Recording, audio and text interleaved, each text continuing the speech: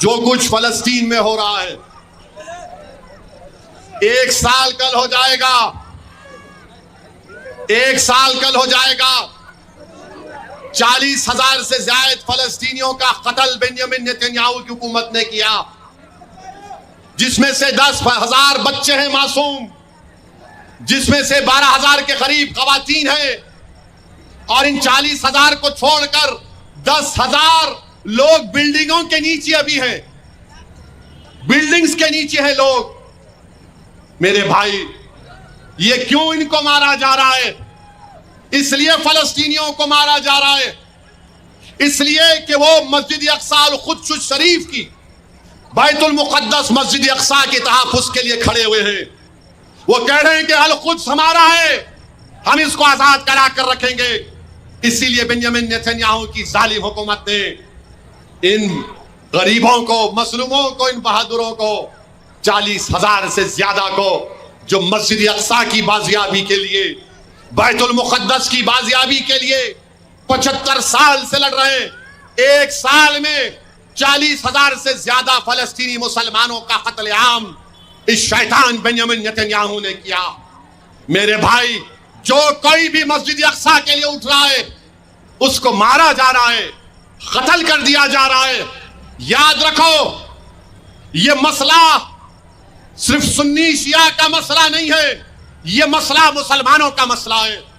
یہ مسئلہ صرف مسلمانوں کا نہیں ہے، فلسطینیوں کا، یہ انصاف کا مسئلہ ہے، یہ ان کی خود مختاری کا مسئلہ ہے، یہ ان کی مملکت، ان کی زمین کا بھی مسئلہ ہے۔ اور اگر کوئی یہ کہے گا، عصبیت کی بات کرے گا، تو تم سراسر غلط ہو۔ مسجد اقصی مسلمانوں کی ہے، سنیوں کی بھی ہے، شیعوں کی بھی ہے۔ سنیوں میں اگر کوئی کہے گا کہ کیا یہ اہل حدیث کی ہے، کیا یہ تبلیغیوں کی ہے، کیا یہ دیوبندیوں کی ہے، کیا یہ بریلویوں کی ہے، کیا یہ صوفیوں کی ہے، ارے نہیں میرے بھائی، یہ سب کا ہے۔ اگر کوئی کہے گا کہ نہیں شیعوں میں خالی اثنا شری کا ہے، نہیں، یہ اثنا شریوں کا بھی مسئلہ ہے، یہ داؤدی سلیمانی بہروں کا بھی مسئلہ ہے، یہ اکبری شیعوں کا بھی مسئلہ ہے۔ کیوں یہ مسئلہ ہے؟ کیونکہ القدس شریف ہے، یہ بیت المقدس مسجد اقصی ہے۔ کیوں ہمارے لیے اہمیت ہے؟ یہ اسلام کا تیسرا بڑا مقدس جگہ ہے، یہ وہ جگہ ہے جہاں سے ہمارے آقا محمد مصطفیٰ صلی اللہ علیہ وسلم سفر معراج پر گئے تھے۔ یہ وہ مسجد ہے جہاں پر رسول اللہ صلی اللہ علیہ وسلم نے تمام انبیاء اور رسولوں کو جماعت بنا کر نماز و امامت کی۔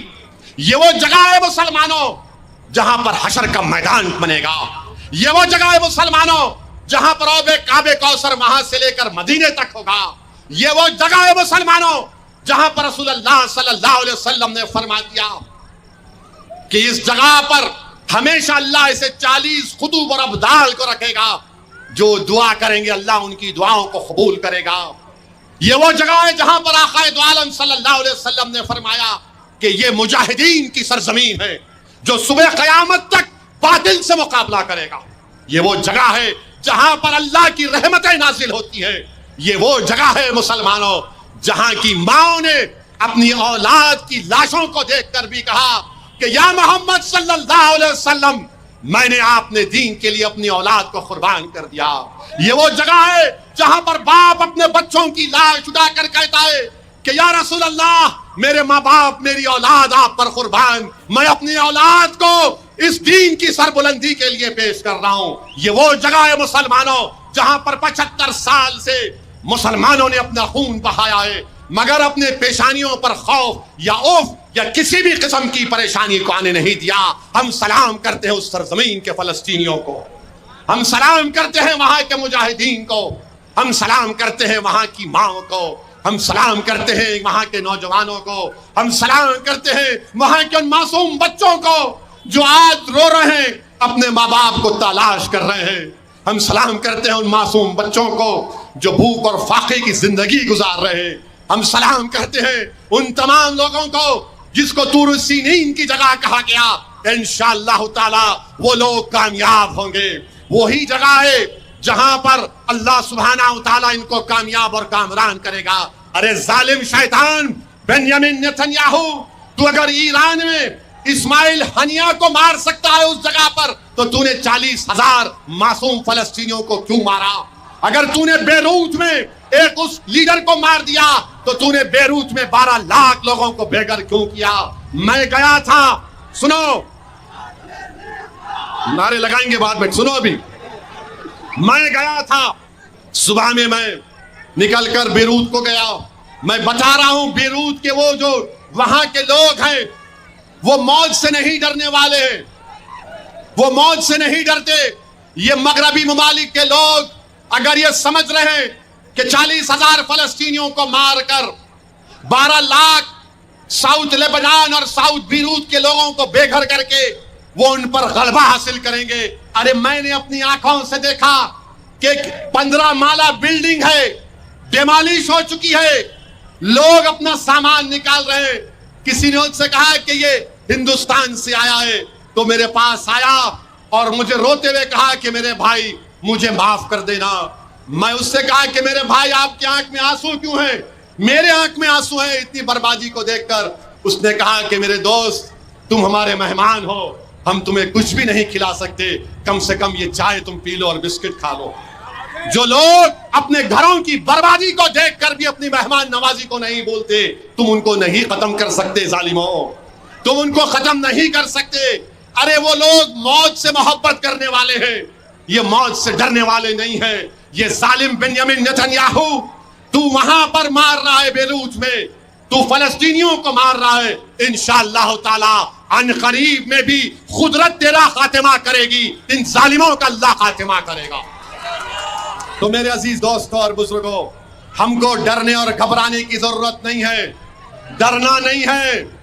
دیکھو 40,000 سے زیادہ فلسطینی اپنی جان کو قربان کر چکے ہیں اور ایک ایک مرنے والے کے ماں باپ عالم اسلام کو پکار پکار کر کہہ رہے ہیں یہ مسئلہ سنی شیعہ کا نہیں ہے، یہ مسئلہ دیوبندی بریلوی اہل حدیث کا نہیں ہے، یہ مسئلہ مسجد اقصی کا ہے، بیت المقدس کا ہے. وہ کہہ رہے ہیں کہ دیکھو ہم تو اپنی جانوں کو قربان کر رہے ہیں، تم کم سے کم اپنے آنکھ میں آنسو لا کر اللہ سے دعا کرو ہمارے لیے کہ اللہ ہم کو ان ظالموں پر غلبہ عطا کر دے. تو نوجوانوں، کیا تم فلسطینیوں کے لیے دعا کرو گے؟ کیا تم فلسطینیوں کے لیے دعا کرو گے؟ کیا تم مسجد اقصی کے لیے دعا کرو گے؟ کیا تم بیت المقدس کے لیے دعا کرو گے؟ کیا تم ڈرو گے ظالموں سے؟ کیا تم ظالموں سے ڈرو گے؟ کیا تم موت سے ڈرو گے؟ تم اللہ سے ڈرو گے؟ تم اللہ سے ڈرو گے؟ تم کس سے محبت کرو گے؟ تم رسول اللہ صلی اللہ علیہ وسلم سے محبت کرو گے؟ تم کرو گے نا کملی والے سے محبت؟ ہم سب کریں گے نا، کیونکہ ہم ان کا صدقہ کھانے والے ہیں، ہم ان کا صدقہ کھانے والے ہیں. تو ڈرنے اور گھبرانے کی ضرورت نہیں ہے. اور ہم بھارت کے ہمارے وزیر اعظم سے بھی کہہ رہے ہیں موڈی جی یہ بنیامین نتنیاہو کو سمجھاؤ، سیز فائر کرو. 12-15 لاکھ فلسطینی بے گھر ہو گئے، مگر میں دیکھا ہوں ان کے حوصلوں کو، یہ موت سے ڈرنے والے نہیں ہیں. اس سرزمین پر بسنے والے اگر ایک بچہ بھی ہوگا، سن لے بنیامین نتنیاہو، اگر ایک بچہ بھی رہے گا فلسطینی، وہ پتھر اٹھا کر کہے گا اللہ اکبر اللہ اکبر اللہ اکبر.